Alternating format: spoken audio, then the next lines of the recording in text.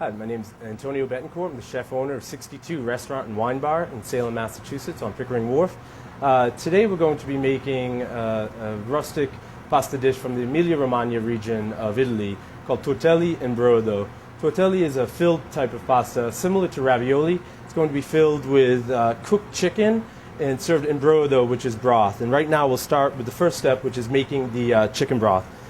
So we have a saucepan heating up over medium-high heat. Add a little bit of olive oil. To make the Brodo, we have to start making the base, which is cooking down the aromatics, cooking the onion, carrot, and celery. I'm going to add the onion.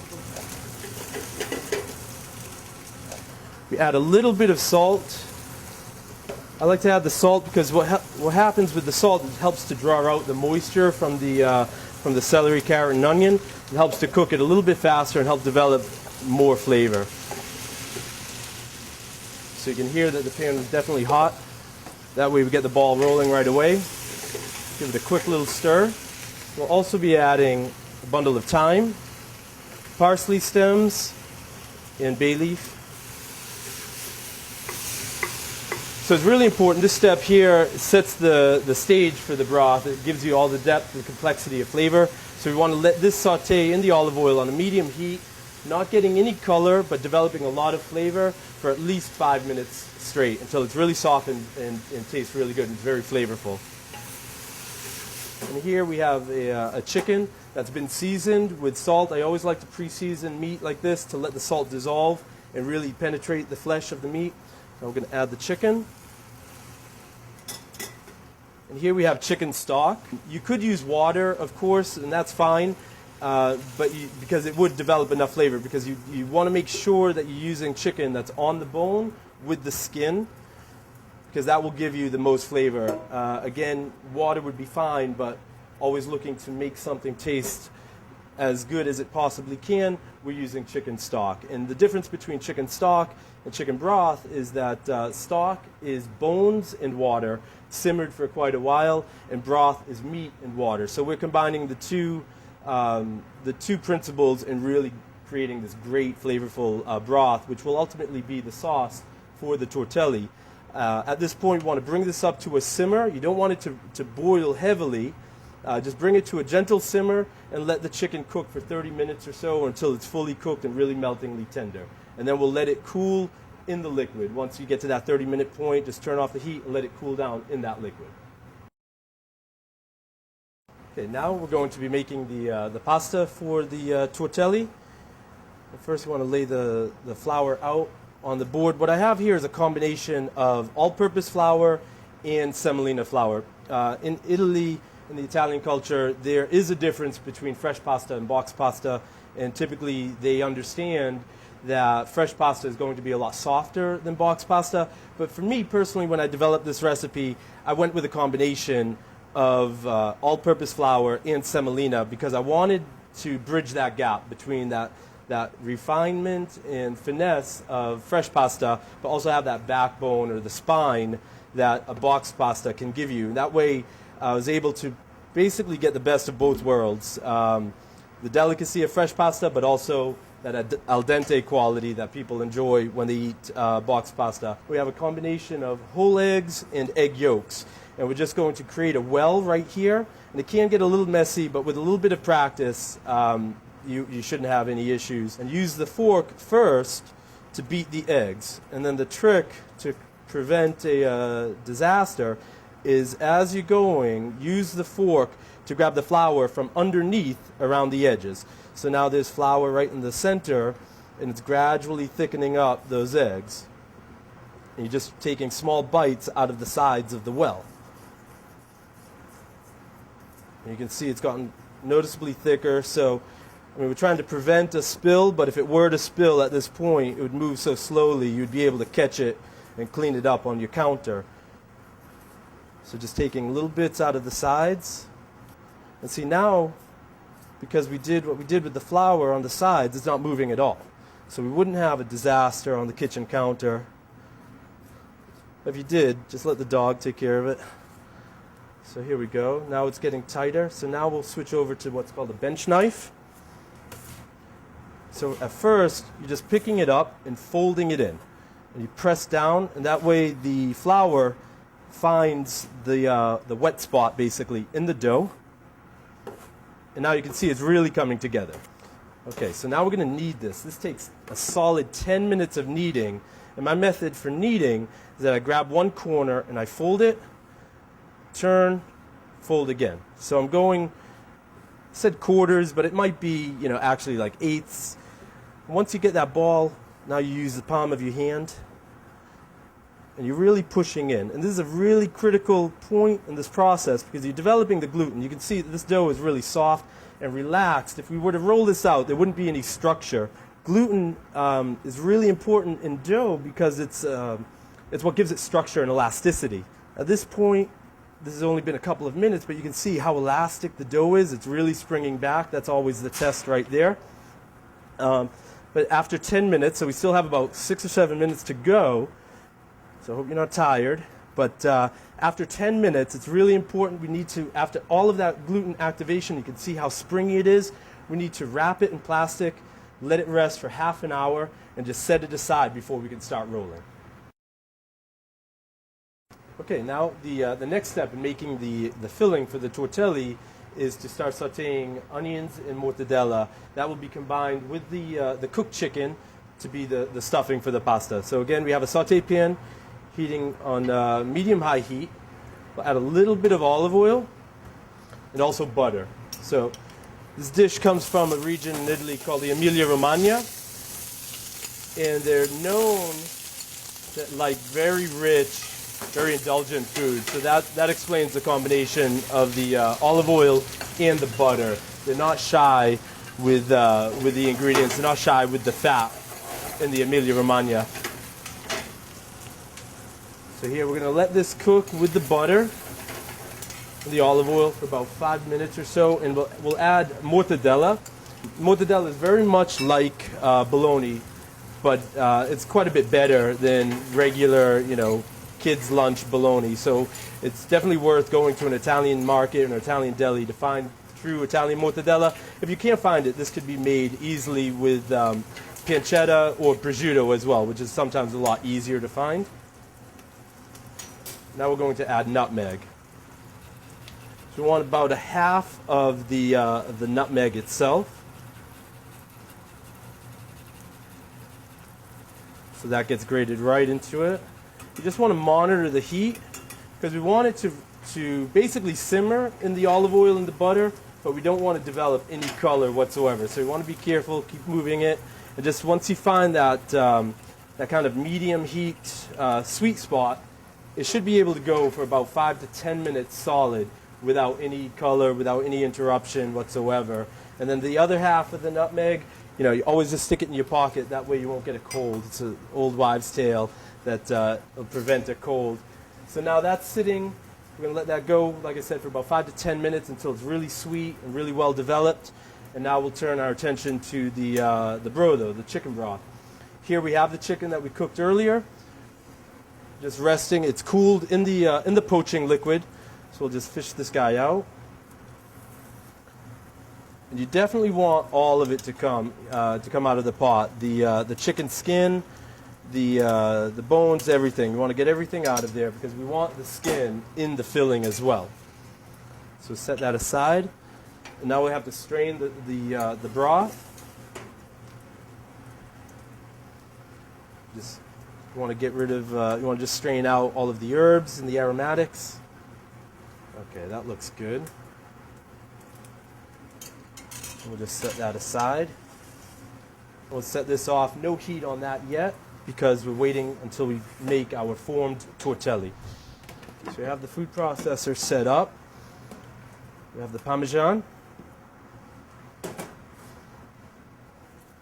egg yolks.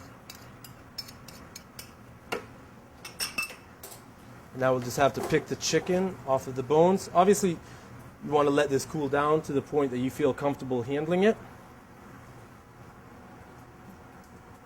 And again, you want to get the skin in there as well. Oop, not the bones. And now we want to turn our attention back to the onion and mortadella. You can smell it. It smells really sweet. That's pretty much what we're looking for. So that all goes right in.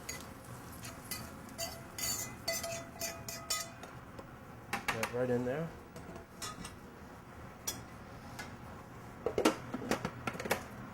And then we just puree this until it's smooth. And that'll be the filling for the pasta. So now we are rolling out the pasta for the tortelli, and we kneaded it earlier for about 10 minutes or so to develop all of that gluten, to give it the structure that it needs to be, al dente, to have that al dente quality. And now it's rested, and now we're unwrapping it, and we're going to be rolling it out. The dough feels nice. It usually will feel dry to the touch, but you still want a little dusting of flour. So when you're rolling pasta, I always like to have a cup of all-purpose white flour and also semolina flour. And even though we are using a rolling machine, an electric roller, we still want to start with rolling it by hand so that we don't overwhelm the machine and put too large of a piece of dough through the rollers. All right, so that looks pretty good. We'll go right into the roller here. We have this opened up to the highest setting, that's the fattest setting, and we'll just roll it right through.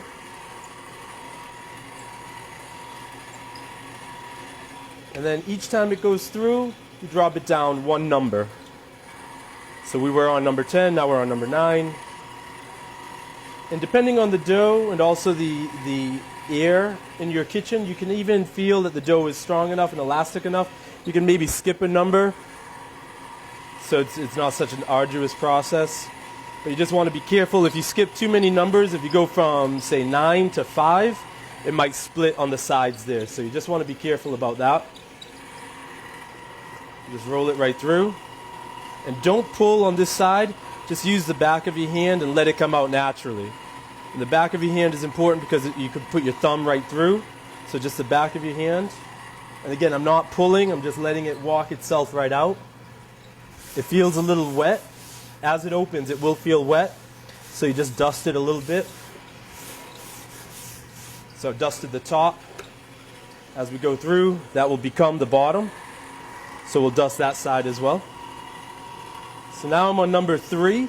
Every machine is different, but number 3, after experimenting with this machine for a number of years, I know that number 3 is the number that I like to be my final setting. For you, if you're rolling pasta at home, you need to figure out what setting that is on your machine. You just cut off a little piece and then cook it in some boiling water and taste it and compare it to other, either tagliatelle or other ravioli that you've had to see, is it too thick or is it too thin? So as it went through, it started to round out like that, so we fold that in. We'll basically lose that. Fold it again. Now it's going to start off with a square. It will round out slightly, but it won't be so extreme. But now that you folded it, you have to open it back up. Really important to open it back up because you can destroy the machine's gears if you put the pasta through on such a narrow setting with such a thick piece. So we're on number 3. This is our last pass. I always put the pasta through the last number. I put it through twice.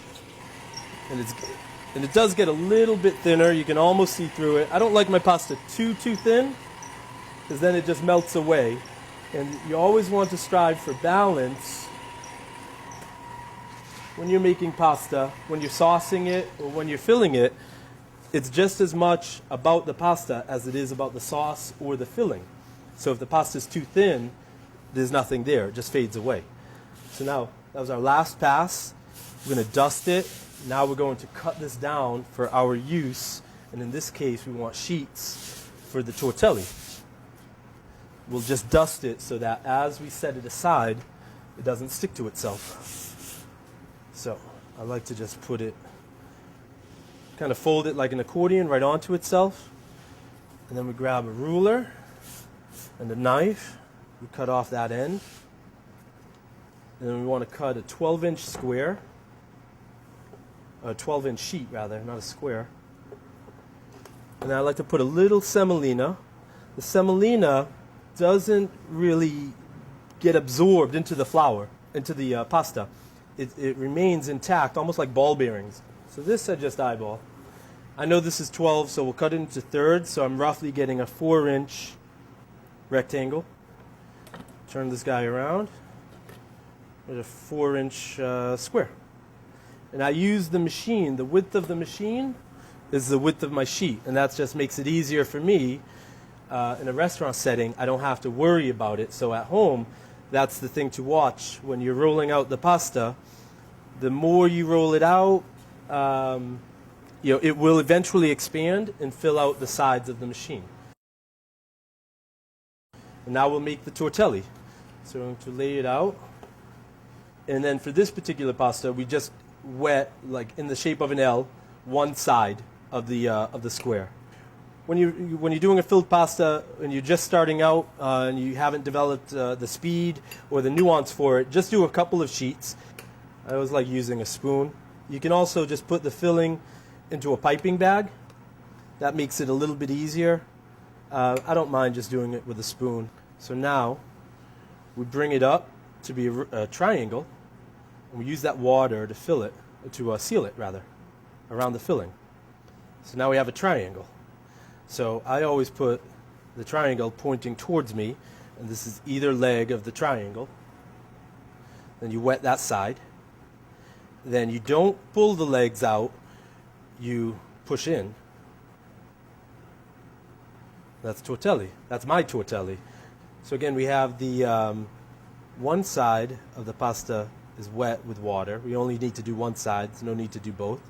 Then we join it up around the filling like a triangle. And you can see it doesn't really hurt if it's not a perfect square and we have a little excess right there, it's fine. Wet the left leg of the triangle, push in, and just seal. So here are our tortelli. As they're finishing, I like to put them on a little bed of semolina to keep them from sticking. At home, it makes sense, put them on a sheet pan or something like that. And right now, I'll continue on making enough tortelli to feed our important dinner guests. And then we'll continue on until we have enough to cook in the brodo. Here we have our finished tortelli, and we have the reserved brodo from earlier when we cooked the chicken. So just like cooking any other type of pasta, typically you do it in boiling water. The beauty of the tortelli is that they are cooked in the broth that they're going to be served in. So now after slaving away all day, you get the payoff of trying what you created. So here we have the broth. We want to just give it a taste to make sure it has enough salt, enough seasoning, and it does. And again, that's at a simmer. I'm going to add a few grinds of black pepper. Add the tortelli. I like to budget about 6 pieces per person.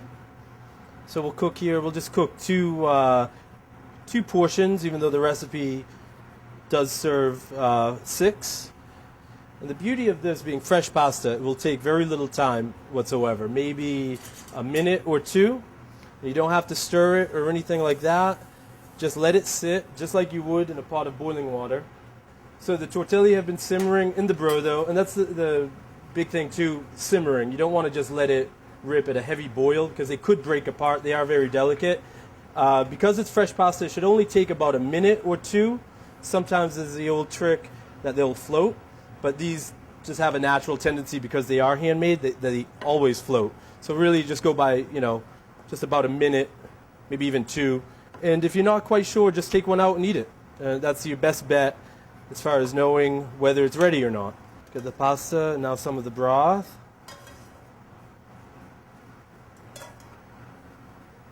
You want to make sure to serve this with both a fork and a spoon, because that broth is fantastic. And you don't want to let that go to waste. And then we just garnish very simply with a little Parmigiano, just over the top. And that's it. Tortelli and Brodo.